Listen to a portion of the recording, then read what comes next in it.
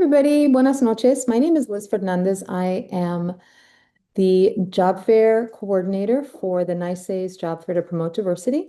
I've been doing this work for the past 26 years, and this is our 37th annual job fair that'll be held on Saturday, February 21st at Columbia Grammar and Prep. Tonight's webinar is talking about with current colleagues in independent schools about their experience in transitioning from assistant or associate head teacher positions to from assistant or associate teacher positions to head teacher positions. And I'm going to ask our panelists to introduce themselves. I'm going to let you all know that we have a few questions that have come up, and whether you're watching us live or you are listening and viewing us after the fact, if you end up with any additional questions, please don't hesitate to reach out to jobfair@nysais.org. I am happy to answer any specific questions. I'm going to ask Kim, Kira, and then Olubala to introduce themselves. And then when you introduce yourselves, let us know where you work and how long you've been in your role and what type of school is your current place of employment. And then give us a little bit of background, a little bit of history. How long did you serve as an assistant or associate teacher? What kind of school was it? And then, when you conclude, we'll go to the next person. I'll start. I am Kim Davis from Poly Prep Country Day School. I am a head kindergarten teacher there. I've been in that position for 10 years now. I'm also a co-facilitator to our Students of Color Affinity Group, United Voices, and I am also a member of the DEIB team. And I've done that for about officially for 3 years, and the facilitator of United Voices maybe for about maybe 7 or 8 years now. Um, Poly Prep is an independent nursery through 12 school. Um, and I work, of course, at the lower school, and we're on two separate campuses in Brooklyn. So that's a big deal, and feeling like you're still united and have one school. Our school, lower school, serves approximately maybe 260 students. So we have a really close-knit community there amongst the faculty and the students. Before stepping into head teacher role at Poly Prep, I was an associate teacher for 3 years at Trevor Day School. Um, and that was critical for me in helping me with my teaching practice, being an associate teacher, and understanding the culture of independent schools because I wasn't familiar with independent schools at that time. And yeah, that's it. Okay, yeah, Kara, you can Oh, go. thank you. Hi, everyone. I'm Kira Brown. I'm coming from Columbia Grammar and Prep School, so where the job fair is taking place. I've been working there. This is my third year as a head teacher. This year has been my first year as a head kindergarten co-teacher. For the first 2 years that I was there, I was a pre-K co-teacher. Hoping maybe to go back to pre-K and go back to my roots. Columbia Grammar and Prep School, or also CGPS as we call it lovingly, is a co-ed independent school that runs from pre-K to 12th grade. We also have two campuses as well. They're very close to each other. So I work in the lower school, which is a bunch of brownstones put together, which is a really cool campus to be on. And then right across the street is the prep school. Um, for me, I started as an associate at the Spence School, which was a little different because it was an all-girls school. Um, for my first year, I was an associate for fourth grade. For my second year, an associate for first grade. So that was 2 years. Just like you, Kim, I actually did not know the independent school world well. And that was my introduction to it. 2 really great years. And it's gotten me to where I am today at Columbia Grammar. And hello, I'm Olubala Williams. The mic is working? Perfect. I'm Olubala Williams. I have been at Poly Prep for the last 30 years. 23 years of that, I have been a head teacher. 7 years, I have been an assistant teacher. And my other role is also I'm the diversity coordinator at Poly Prep at the lower school, not the director. And I guess I came to the school when it was just transitioning. So it was a long time ago. We're talking about 1995 when I came, a long time ago. And I saw the transition from the school used to be Woodward Park. It was a very progressive school, leftist kind of school leaning. And it was going through the transition of changing into poly prep. And I was part of that transition way back when. And yeah, I have also most of the time also with Kim, I work closely as a in the diversity work. We do a lot of DEIB work together for a long time. So I've been with that department at least for 18 years now. So one of the things that I love about listening to the three of you, even in your introductions, and thank you so much again for both being here and just giving us a taste of your current roles. I want to go back a little bit further because I'm totally appreciating that we have someone who's earlier in their career, someone who's been seasoned for quite a few years, and then someone who has really been and watched growth in a very significant way for an institution. So I think there are beautiful points of entry for us to really benefit from the following question, because you've all started to allude to it. So what made you consider independent schools? Tell us how you came to an independent school and what were your experiences like as an assistant or as an associate teacher. Kira, let's start with you, Lubala, and then Kim. Sure. So, I kind of have an interesting way that I got into independent schools. I was actually on the public school track. And I made a little bit of a career change. So when I was getting my master's degree in education, it was right before the pandemic. So as I was student teaching, everything kind of shut down. So I did not have a job at that time. I also did not have my certification and could not take the steps towards that because everything was closed. And I was kind of just sitting, being like, how can I teach? How can I do what I love without those requirements that I would need for public school? And so family friends had told my parents that there was this job diversity fair for independent schools. And that was when it was online, which was a very interesting experience. And also like my first dip into the diversity fair. So that was really kind of fun. And I spoke to someone from the Spence School, and I spoke to actually trying to think about five people from five different schools that were really interesting. Everyone had, a different pitch and what different things that they loved about their school and how they differed from other schools. And so that's really how I started my independent school career. So I got hired as an associate at Spence. Um, I did not know what I was in for at all, especially because I specialize in early childhood mostly, and I started as a fourth grade associate. Um, so when I got there, I had to not only learn the ropes of being an associate in an independent school, but also navigate the different school system. Also, something unique about my experience is that I was an older learner. I started more when I was about 30, so I was a little bit, I was out of school a little bit longer than usual, and trying to find a place of leadership while also trying to step back and learn. And that was an interesting time for me where it was a little bit difficult, but I realized that being in a different school system, and though I was ready to take on my own class for the DOE and public schools, I realized that I had a lot to learn about logistics and how to talk to children in independent schools and also how to work in an all-girls school and how different that was from working in a co-ed school. So, I think about that time really fondly, and that's really how I got my start. Excellent. My start was a little, I guess, varied and strange in a way. I went to art school all my life. I studied art at SVA. I went to LaGuardia. I did mostly public school.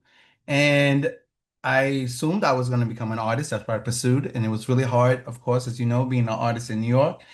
And during my summers, I used to work at this camp, which was a very progressive leaning camp where it was non-racist, non-sexist, non-competitive camp. And I went to this camp for many years, working there, but I became the assistant director of the camp. I tell that story because the person who ran the camp loved my work so much, she enticed me and said, "You should come into this school, Woodward Park." And I went to the school. It was an independent school in Brooklyn in Park Slope. At the time, it was transitioning and it just got acquired by Poly Prep. Poly Prep was a school at the time from fifth grade, about, yeah, fifth grade into 12th grade. And they wanted to change our school to fourth grade, to nursery to fourth grade. And it was a perfect acquisition. When I got there, what was really alluring or really great, two things that happened was really fantastic, was the idea that I could actually be myself. It felt like a place where I was allowed to be myself. At the time, I had long dreadlocks.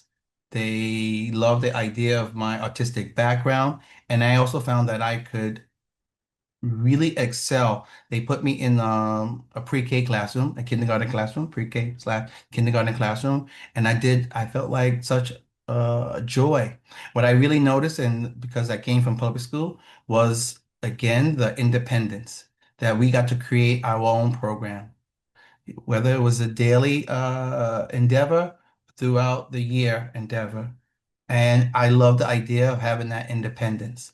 That is what really made me think, wow, the things I could do. And at the time, just being frank, it was not enough of African men, not enough people who looked like me in those schools. And actually, it was another woman, it was just the two of us, pretty much. And I saw a lot of growth. Speaking to what you said earlier, Liz, about this growth.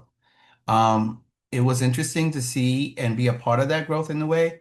I represented something and I brought a lot of my culture and I was allowed to bring my culture. And speaking about that, I bring a lot of my culture today. Kim knows that. We do a job on that every day, almost all day. That's what we do. So I appreciate that independent school, which is ironic, thinking about independent schools in contrast to public schools.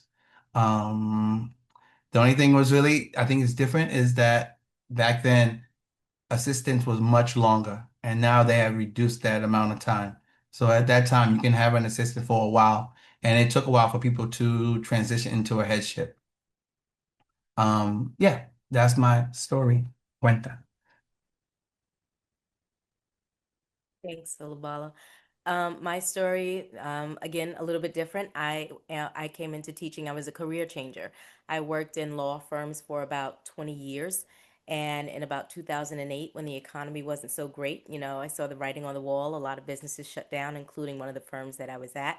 And I took it as that sign, that opportunity where I always said if I'd had the opportunity, I would want to teach. But of course, I also loved what I did working in law firms. So that just opened the door. So in 2008, I applied. I went back to school. I got my master's degree, and I thought I was going into public schools working for the DOE because that's what I knew. I grew up in public schools and I wasn't really familiar with the independent school world. But I also had a friend in the same predicament. We both worked in law firms and we both went back to school and got our degrees. And she heard about the NYSAIS Diversity Fair and she invited me to come along. And I went there, of course, and we did the rounds, we did the interviews, and I got a call back, and that's what changed my entire trajectory. I went into independent schools at Trevor, um, and it was, again, unexpected, and it was really great. What I think I love about working for independent schools is something Olubala alluded to, was that freedom and that autonomy where you walk into a space and you learn. I quickly learned, felt comfortable with being myself and being authentic and being able to use that and teach to that and bring that to the children. And again, my degree was also in grades 1 through 6. I never thought I said, I'm not for the younger kids. But of course, it ended up that I'm working in kindergarten. As an associate teacher, I did teach pre-K first and second. And I thought I was going to work somewhere in third or fourth grade. And then kindergarten, the opportunity came up and I took it. And it was one of the best things ever. But that autonomy and that freedom that you have in an independent school where you get to develop curriculum. Of course, you're supervised and things like that, but there's something about that that's uniquely special. Um, and bringing myself into the classroom every day is something that I treasure. Um, yeah, so in the independent schools, just I love the collaboration, the smaller class sizes, the reflective teaching. And as an associate teacher, I had a chance to, who didn't know anything. And as a career changer, I came into this nervous. Again, like Kira said, how to talk to children this young about, anything and everything. So it was definitely, there were skills that had to be acquired. And I appreciate having that opportunity and really great mentors that did that for me. And it was about taking risks because in the beginning, I was really nervous. So I didn't take a lot of risks. I didn't want to say the wrong thing. I wasn't sure about what to say. And I had mentors and head teachers who to allowed that growth, allowed me to observe, and they gave me a lot of leeway. So I really appreciated that. And I was able to come into my own teaching and my own teaching identity. So it was a space where learning was encouraged, not just for the students, but for the associates as well. So I really appreciated that. And that's my journey into independent schools. Um, I just wanted to respond to Kim and Olubala because I feel like you both inspired me, first of all. Olubala, hello, fellow LAG alum. I also went to LaGuardia, as a visual arts major. So I really resonate with that. Also, my dad went to SVA, so there we go. Right, exactly. And I just wanted to say, that part of being a person of color in these independent schools, you guys explained so beautifully what that looked like. And, not only do I get to bring my identity and my culture into the classroom, and that's the beauty of independent schools where you have that freedom, but I also get to bring in my artwork, my creativity. And when I was moving away from public schools, I really just felt that I was I felt a little ashamed almost or embarrassed because I felt that I wasn't supporting my community, supporting children who look like me and supporting children who sound like me. And it was really kind of something that I was grappling with really until this year, to be completely honest. But having that freedom, I realized that I was able to show children in predominantly white spaces that this is what a teacher of color is, introducing them to my life, introducing them to things that challenges that I may face, and introducing these children who may not get that chance to really just interact with someone who's different, has a different perspective. That's what I love doing. And I mean, as an early childhood teacher, just having that piece of curiosity, I'm here to lean into the discomfort. I'm here to lean into talking about, skin tone and all those different things. And I think that the independent school, after learning the ropes, and Kim, like you said, having those head teachers and mentors who are giving me all of these great tools and sharing their love of learning and letting me grow, I've been able to do these incredible things that have really just brought out diversity in incredible ways in the classrooms I've been in. Loving, loving, loving this moment of both connection and affirmation. Super special because I do think that that's also a seminal part of the experience of the independent school community and the ways in which we collaborate and really try to uplift one another. I'm really curious to hear, you started to allude to some of the really amazing work that you've been doing. I'm just going to ask if one of you can just do us a favor of like in a synthesis. Um, when you describe your typical day, what are the ways that the assistant or associate teacher role is different from a head teacher role? Um, if you can think back to what are the fundamental sort of differences for someone who, um, is at the beginning of their career and someone who has been in the assistant or associate role and is now looking to make that transition to the head teaching role.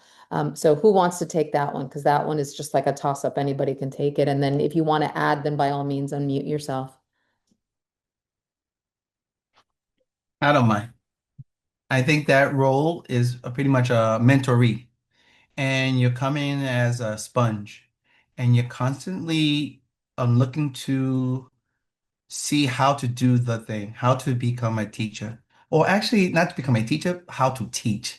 That I want to put that more succinct because I think there is a difference.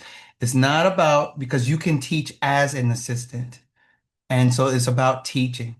And then so that means in the various roles about voice and what voice do you use and what do you when you choose which voice to use in the classroom. It's about discipline, how to discipline, how do you conduct yourself in the room. It's about ideas. It's about how do you stimulate, how do you teach from your joy and how do you convey that joy. It's about the idea of being authentic and letting people see that authenticity, that they themselves can be authentic. And so it's a nuance you're playing with. Um, Taking all that in. And nowadays, I think it's very tricky because they have shortened it again, the idea how long you're going to be an assistant. So then you really got to grapple with how can I get this information? And how can I imbue it? And then how can I apply it? How would I be able to apply this information I just got? And I think the last part of it is that how do I know what I know? How do you actually put it to use? And who do you call upon to have you check and see if you got that information correctly? Um, Being an assistant, I really think is a transitional role. And so it's about then what are the tools I'm going to walk away with from this position? Right. And on the structured side of that, I would say some differences with the head teacher and the associate teacher role is usually the head teacher has a few more years experience, so they take the lead on curriculum design and long-term planning, communication with families, and things of that nature. And definitely, I think one of the most important things, like you said, is serving as a mentor to your associate and modeling instructional strategies and definitely classroom management and professional expectations as well. And with the associate teacher, there's a great deal of collaboration.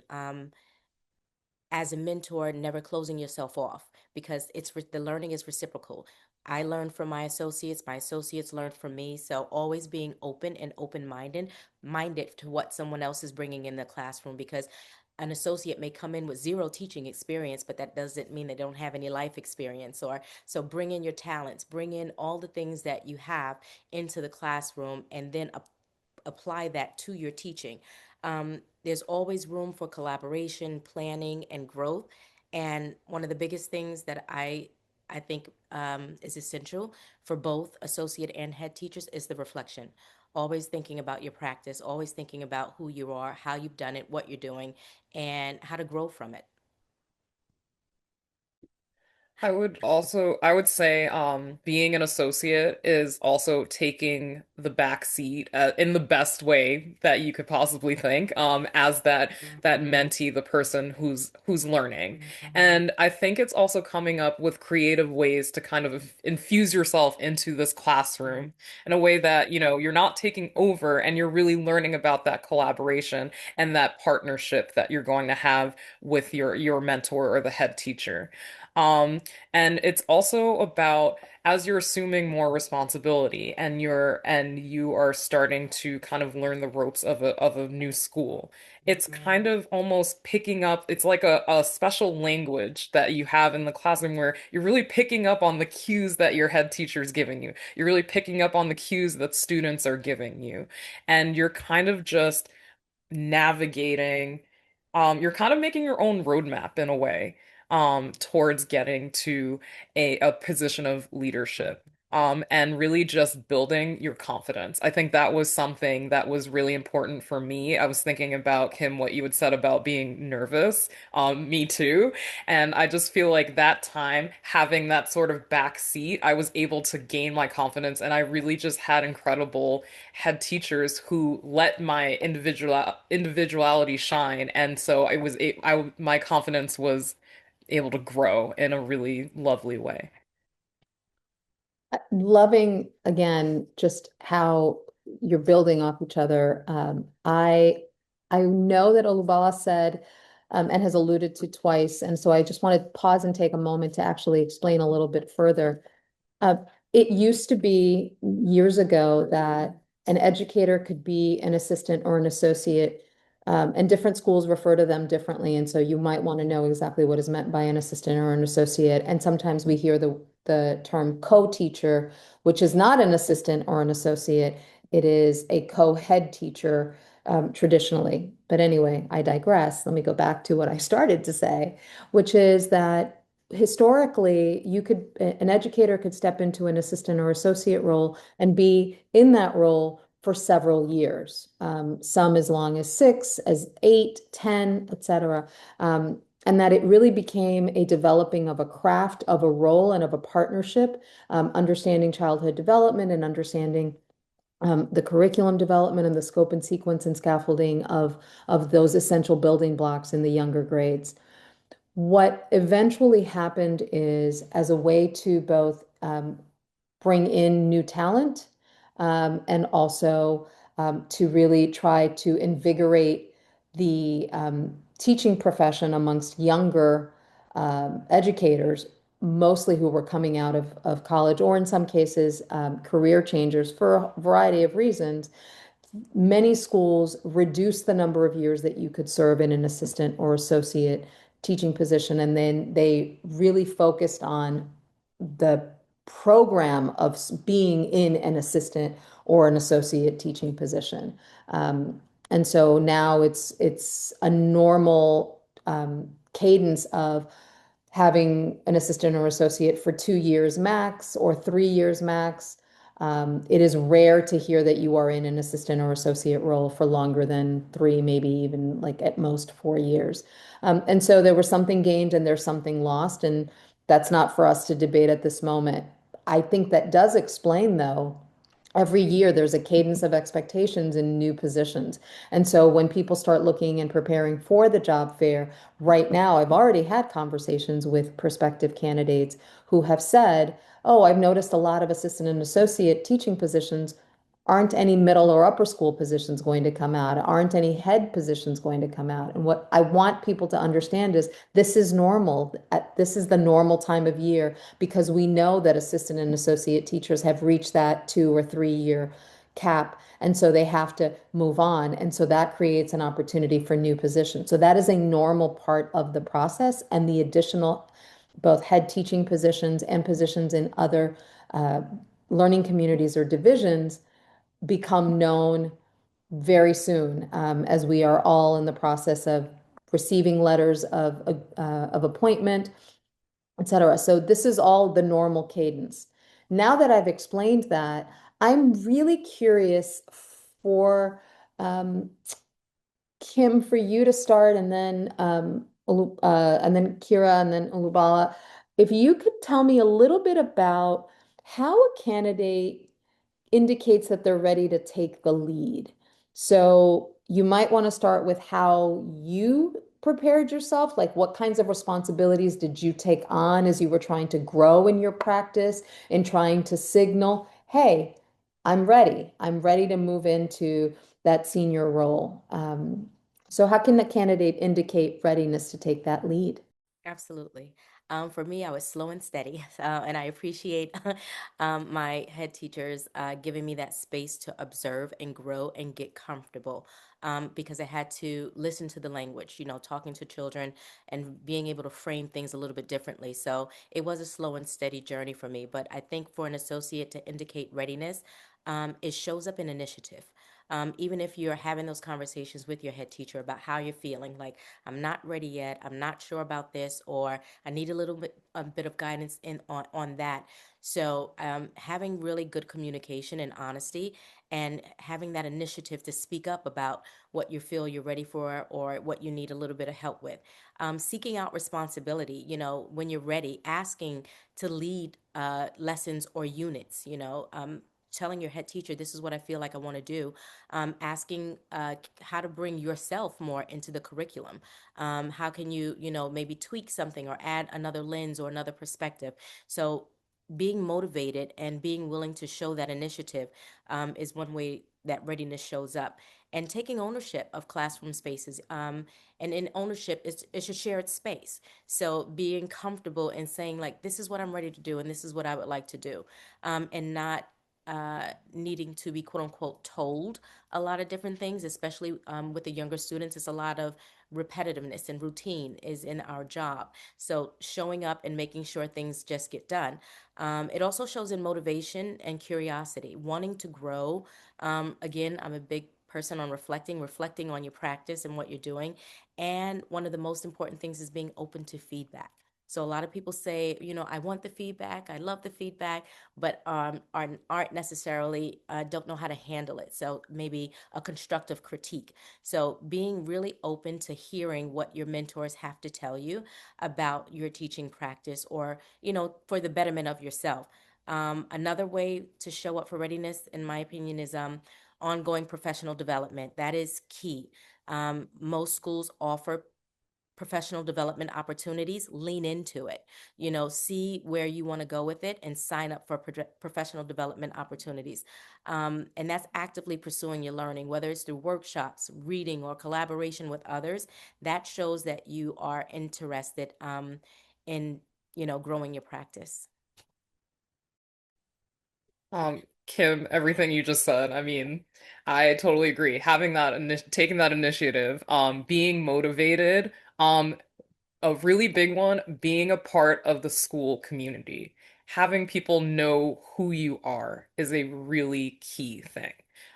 You know, don't as you're building that confidence, get to know your colleagues.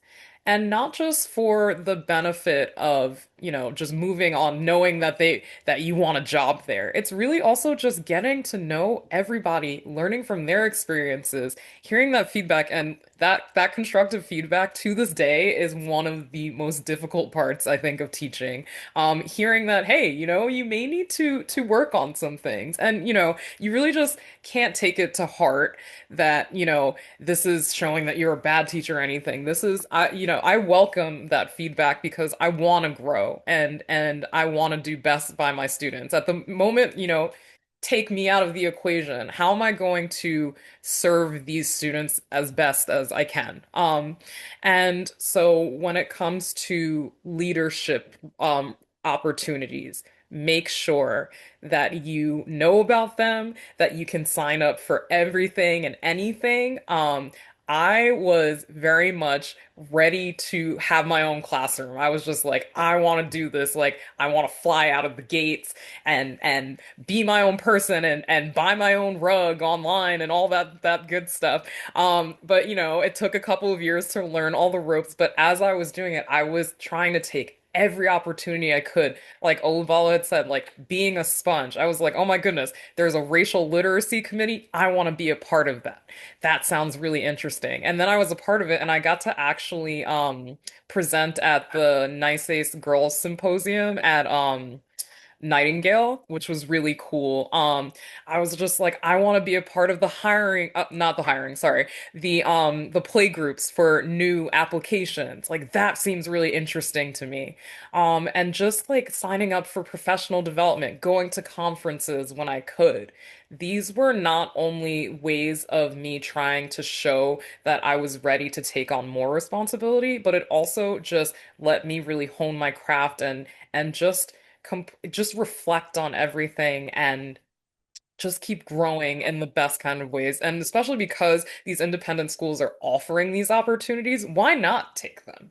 I mean, they're free. You don't have to pay for them. Like these are the things that they may be once in a lifetime opportunities, and really you just want to grab it when you can, and be ambitious, and just bring out the best sides of you. And as my mom and my stepmom always say to me, and it's funny, I spoke to them before I was doing this and asked for some advice. They always say to me, let your love of the subject shine through whatever you do. And that is one thing that I take with me everywhere that I go. Excellent. I don't feel like I have much to say after hearing you two speak. I'll try to fill in what crack may exist, but doubt it. For me, it's about voice and hearing someone's voice. What I mean by that, um, your voice becomes confident and your voice doesn't have that stutter, and so to speak, almost metaphoric stutter, not that actual stutter. And hearing that voice where not only do you or start to interact well with the students, but now you interact well with administrators. Now you interact well with the parents. I see this a big divide. Whenever I start to see you start now, that confidence when you can talk to parents about someone's child's behavior throughout the day, yo, you're there, you're coming. Or you can talk to the administrators about an issue that affects the whole community. I see you now becoming a leader. It's this idea of how your voice becomes and this movement from, I think, the practicality of teaching to understanding the philosophy of teaching. When I see someone start to talk about the pedagogy of what teaching is, yo, I feel like this person's moving towards that place. When you're talking about the practicality, you're talking about the day in, day out, what teaching we're doing practical matters. No, but when you're talking about Vygotsky, or you're talking about this idea about how children learn, or why do we even teach, that's when I know I got somebody to really the clay. You're coming off. You're doing your own thing. I can start to have a conversation when I'm gonna start to learn from you, and that's what I look for when I see you talk about that philosophy of teaching. I think the last part of it to me, of course, then is just that overall what you said earlier is key. What is your role in the community? If you have a role in your school, that is key because your moving is becoming larger, where you're moving from this small space where you were in the classroom as almost a small cog. Now you're becoming more of the bigger piece of the puzzle of what a school is, and you feel comfortable doing it. And to me, it's all about consistency. When I see this consistent thing, honestly, it's about see a need, fill a need. When you see a need and you feel a need, I didn't say to fill that need. Oh, it's beautiful. It's a beautiful thing to watch because you're waiting for that moment. I see the needs all the time. It comes up, pop up all throughout the school, all throughout the day. But when that person steps before I step, hey, now I truly have a teammate. I truly have a teammate. Thank you all so much. My goodness, I am like so incredibly inspired. And I know that people listening have just gained so much wisdom, and so much thoughtfulness, sincerely. I would love another one of those toss-ups for anybody who wants to answer. What are some of the challenges that one should expect in the lead role? You've done a beautiful job of framing how you indicate that you're ready for that lead role. Challenges are an inevitable part of life, and they certainly provide us opportunities for growth that you also beautifully referred to. So, what challenges should one expect in the lead teaching role? Anybody can take it, and then if you want to add, by all means, go right ahead. Um, I would say one of the challenges is knowing not being perfect. There's no such thing as perfection. So that's the first thing. Another challenging thing is time management.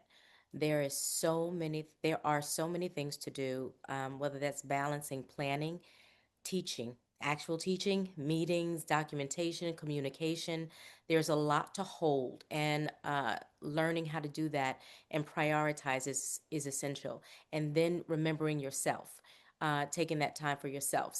And boundaries. So, making sure that you set boundaries, and that's something I'm still learning how to set those boundaries so I can have that time and take that time also for myself. Another challenge I would definitely say would be working with parents. That parent communication piece is really critically important. Framing things about a child to the parents in a way that can be received. That's really critical in what we do. Um, yeah, I'll leave it there. I just wanted to speak to the co-teaching role. Since that's what I do in Columbia Grammar and Prep School. I was actually pretty strategic thinking about how I wanted to take on a leadership position. And I've thought that a really great way would be to be a co-teacher and have somebody with you to share that responsibility and also kind of learn from another person, and you kind of bounce ideas off of each other, and that's what's been happening. I have been so incredibly fortunate to have a co-teacher who has been teaching longer than me and has more experience and has shared so many incredibly creative ways to represent myself in the classroom, represent herself in the classroom. And I feel that being a co-teacher, you still have the responsibility of talking to parents, of making those hard phone calls, having those tough meetings. You're wearing many, many hats as a head teacher, but being a co-teacher, you can kind of give some of those hats to somebody else. And not saying that you're not doing a lot of the work. It's not that you're giving that work on to somebody else, but you are sharing that load and you're still kind of learning the ropes a little bit about how to be a head teacher. And after 3 years, I was able to build up my confidence even more. And now I really feel like I can take on a classroom by myself. But just watching my co-teacher or watching mentors that you have in the school make hard phone calls, or have you kind of brainstorm with them, different scenarios like, oh, I'm seeing these different behaviors in the classroom. How would you take care of them? How would you do this? Oh, I do it a little bit differently, but I like your idea. Really, that collaboration piece and having your mentors and the people in your circle that you lean on, I think is really key as a head teacher. And really, it's just a shift in responsibility and making those quick decisions on the fly, being able to pivot, and really just being able to lead and show that confidence while you're doing it. Kira, sorry, you just reminded me of something that I wanted to say really quickly when you talked about relationships, and that would be one of the challenges moving from associate to head teacher, remembering what your experience was like, and now you have to cultivate a relationship with your new associate. So remembering your experiences, remembering what you needed, maybe what you didn't get, and maybe what you want to give. So hearing you speak about your relationship with your co-teacher just reminded me that not to forget, you just came from an associate. Remember that experience and remember what you want to offer to your new associate teacher as you move into a head teacher role. That's just what I was going to touch on. For me, it's about sharing power in the classroom, but also then being in charge still. But really, it's about sharing power and modeling equity and equality. I don't believe in speaking the talk, but not walking the walk. I think they have to be synonymous. And so that means then how do I show these kids that I'm not asking you to say thank you and I don't say thank you. I'm not asking you to clean up and I don't pick up a broom. It's not going to happen. It's not going to happen. But I do believe that's a tricky thing, the sharing power in the classroom and that modeling. Because a lot of people, we are taught and we exist in a society that's hierarchical. And there's nothing but hierarchies. So no people don't know how to exist without presenting a hierarchy and sitting on top of someone. How it's uncool. So it's really this idea of modeling the world you want. In the classroom, since it's my classroom, I'm gonna put the world, I'm trying to construct the world how I see fit and within the framework, which brings up another problem, or not a problem, but a challenge. I'm working in the PWI that did not respect my braids. That's just a fact. Does not respect the idea that I got to wait to talk about Africanness and my Black heroes on February. I'm speaking about that all year. I ain't waiting for February. So it's that kind of stuff that you have to deal with. I'm trying to bring into a space that where I'm decentering whiteness. I'm going to be frank. I'm decentering whiteness and bringing the scales that we are equal with Native Americans. We are equal with Latinos. We are equal with Asians. Your voice should not. How can I put another man's voice, another culture's voice out of my mouth when I'm an African person? But that's what I'm dealing with. And that I think is a huge challenge of what I do. It's a fact. And so it's me also then having someone I'm going to work with, sharing that vision. And that's what I got to work with. I'm going to lay something heavy on you when you walk into my room. It's going to be a vision. I see something here, and we can do something. You're going to be a part of something. But do you see the vision? Like the song, keep your eyes on the prize. Absolutely. I've got just a few more questions before we end our time together, and I'm going to ask Kim and Kira, because you've both been job fair candidates, I'm going to ask you to talk a little bit about what to expect from the hiring process. And then Olubala, I'm going to ask you to talk a little bit about when you are observing, what are you specifically observing and looking for and trying to determine during a teaching demo? Now, I know you've all served on different um, groups and observing candidates and all of that. So obviously you all can add to each other, but specifically through the lens of being a job fair candidate, a former job fair candidate, that'd be helpful for Kim and Kira. And then some of what you want prospective candidates to understand is being observed during the hiring process, especially during the teaching demo. Um, Oh, sorry. you sure? Okay. I would say be expected to talk about maybe your teaching philosophy. So if that's something you need to work on and develop and sit down, write it out, talk about what you think about how education and how children should be educated, your instructional practices, your classroom management is really something that isn't talked enough about, but be expected to talk about it. Have a lot of tools in your tool bag. Um, and another thing is cultivating relationships with students, and not just students, but with other community members as well. So these are things that you should be expected to talk about during the hiring process. Um, Schools or people at the fairs, when they're talking to you, they want to understand not just what you teach, but how you teach and why, like the thought process behind that. Also, who you are. Who are you? Who are you coming in? How are you coming into the classroom? So that's something that you want to talk about. What are you bringing to the classroom? Your talents, your skills, all the other things that you can incorporate into your teaching, and maybe be prepared to answer. I'm thinking about some questions I had to answer during that third year, where I had some schools say, well, why are you looking for another associate position? And then I had some schools ask, well, I think you need more experience. So I was in that, at that third year, you might experience people who want you to have a little bit more experience, and people who think you still don't have enough experience. So be flexible, be able to float where you need to float, and just try it out. Try it all out. See what questions are being asked of you. So that was the trickiest part for me, being told that we want you to have more experience, and then people saying you don't have you know, why are you searching to be an AT for a fourth year? So that was one of the tricky parts for me. I would say, just to speak to the job diversity fair experience, it is a really special, unique experience. So first and foremost, when you get into the rooms, take it all in.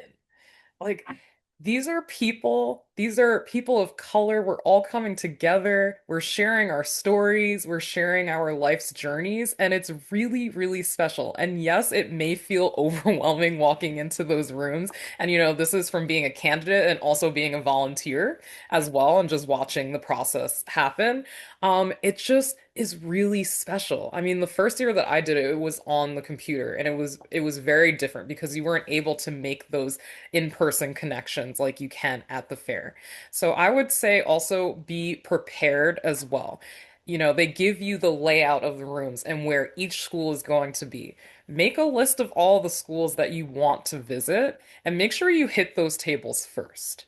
there's a lot of people there. So you have like a 5 to 10 minute pitch of why you want to be at these schools, what you can bring to the table. And Kim, I agree with you, where, you're gonna have a lot of people asking you because I was so ready to be a head teacher right after my 2 years as an associate. Why do you think that you'd be a good fit for the school and you don't have that head teaching experience? But there's that catch 22 where it's like, I need to get a job to get that experience so I can move on from here. And, just having conversations with people and really honing in on the schools that were willing to take a chance on me and be my biggest cheerleaders, in that sense.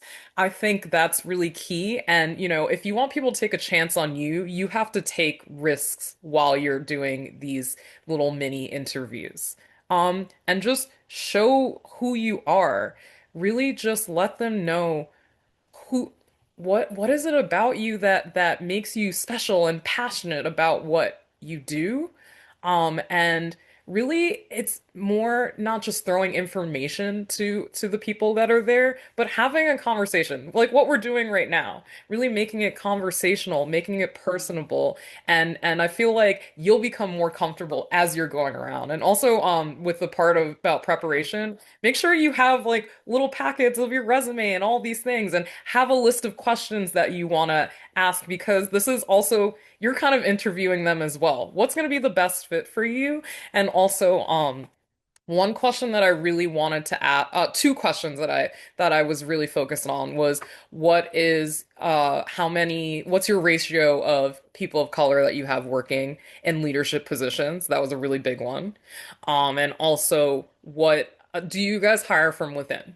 So say if I did have to take that associate position for another year, do I have the opportunity to rise up in my position and then become a head teacher? And those really helped cement my choices, helped solidify, where I wanted to go or where I wanted to move forward in the hiring process.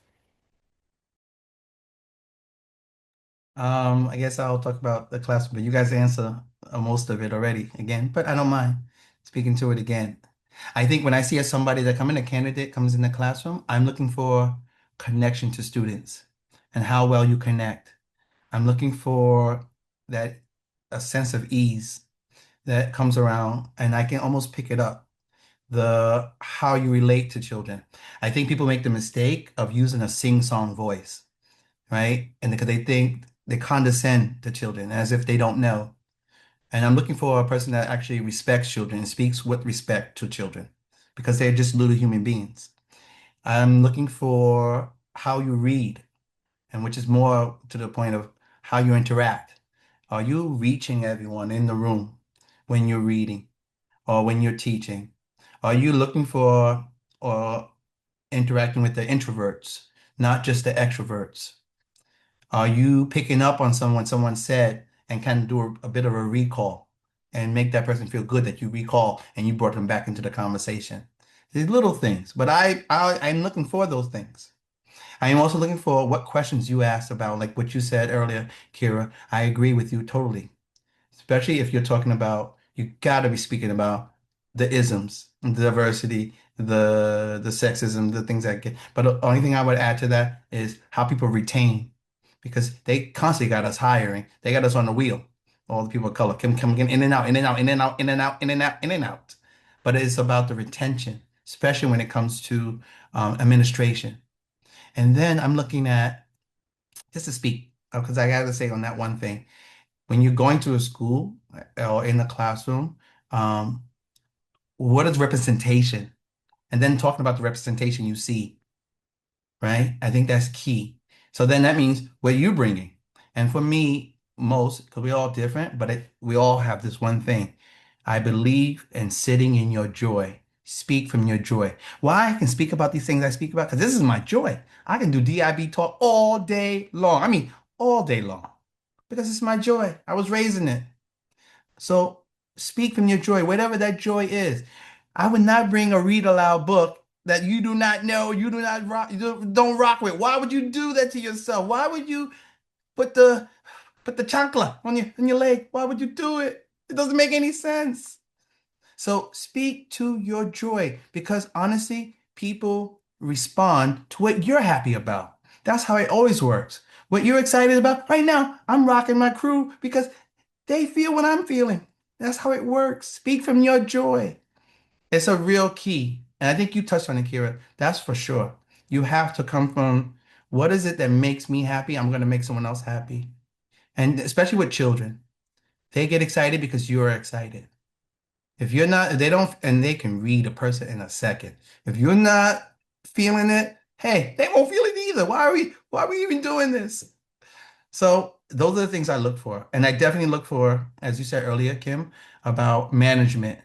That's a real key. You can't do any of this thing without managing a room. Thank you all so much for your once again incredibly thoughtful responses. We are nearing the end of our time together. So I wanted to give our listening audience an understanding of what happens next. You can continue to watch these and any other videos as you prepare for the NYSAIS Job Fair to promote diversity.